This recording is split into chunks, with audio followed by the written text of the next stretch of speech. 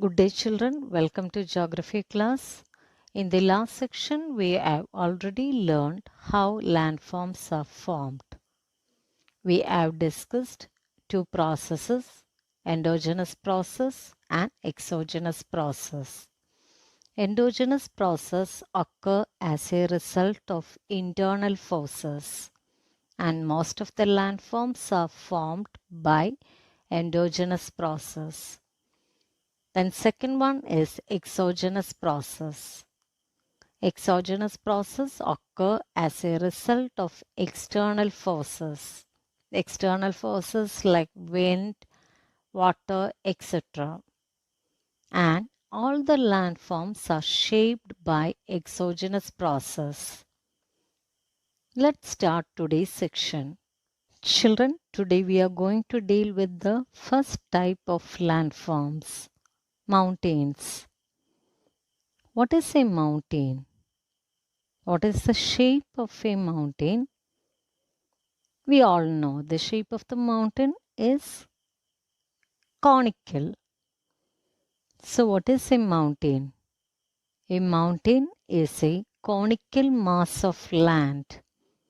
See, conical mass of land rising to much greater heights. Rising to much greater heights than the surrounding areas.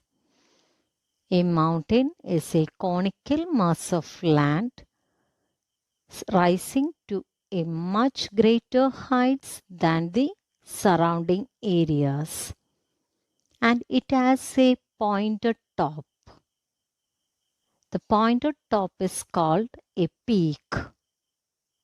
The peak is the pointed top of a mountain. And mountains generally occur in chain or line. We always draw mountains in chain or line. So, the mountains generally occur in chain or line is called mountain range. Mountain range is a chain of mountains. Peak is the pointed top of the mountain and mountain range is the chain of mountains. Mountain is a conical mass of land rising to much greater heights than the surrounding areas. The pointed top of a mountain is called a peak, and a chain of mountain is called mountain range. Examples for mountain ranges: the Himalayas in Asia, the Alps in Europe, the Rockies in North America, and the Andes in South America are examples of mountain ranges.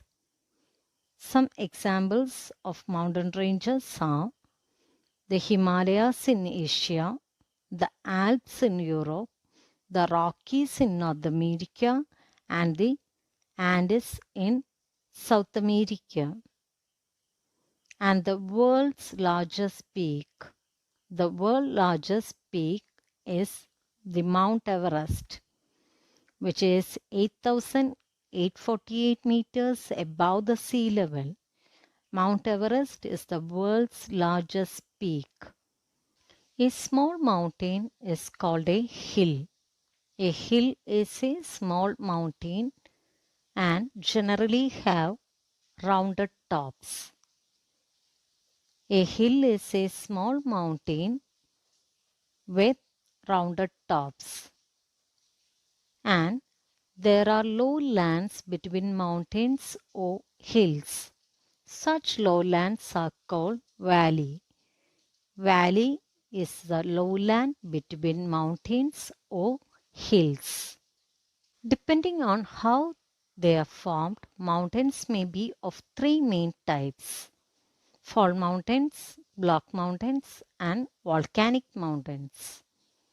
Let's learn how these mountains are formed. Let's learn how are fall mountains formed. The fall mountains are formed when a part of the Earth's surface is pushed up to form wrinkles. The parts of the wrinkles that are curved upwards are called anticlines. Anticlines form peaks.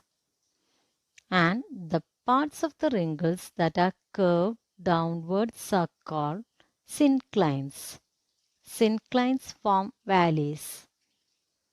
The Himalayas, the Alps, the Rockies, and the Andes, all these are examples of fall mountains. Fall mountains are formed when a part of the earth's surface is pushed up to form wrinkles. The parts of the wrinkles that are curved upwards are called anticlines. Anticlines form peaks. The parts of the wrinkles that are curved downwards are called synclines. Synclines form valleys. Mountains are formed and shaped over millions of years. Although mountains have been exposed to forces like wind and water for a very long time, as a result, they have been worn down. Let's have a comparison between old and young fold mountains. Old fold mountains are low and less rugged. Rugged means rocky. All fold mountains are low and less rugged because they have been exposed to forces like wind and water for a very long time. As a result, they have been worn down. So they are low and less rugged and have rounded peaks. Examples are the Aravalli Hills of India and the Urals of Russia. And Engfold Mountains. Engfold Mountains are growing as young children. They are growing. So Engfold Mountains are high and rugged and have pointed peaks. The characteristics of Engfold Mountains are high, rugged, and pointed peaks. The Himalayas, the Rockies, the Alps are examples of Engfold Mountains. The characteristics of Orfold Mountains are low, less rugged, and rounded peaks. And the characteristics of Engfold Mountains are high, rugged, and pointed peaks. Let's revise what we have learned today. What are mountains? A mountain is a conical mass of land rising to much greater heights than the surrounding areas. Distinguish between anticline and syncline. Anticline. The parts of the wrinkles that are curved upwards in the fold mountains are called anticline. These form peaks. The parts of the wrinkles that are curved downwards in the fold mountains are called synclines. These form valleys. Distinguish between old and young mountains. Old mountains, low and less rugged. Rounded peaks. Examples, the Aravalli Hills of India, the Urals of Russia. Young mountains, high and rugged. Pointed peaks. Examples, the Rockies of USA, the Himalayas of India. Children, that's all for today's section. Write the notes in your geography notebook and learn the answers today itself. Thank you. Have a nice day.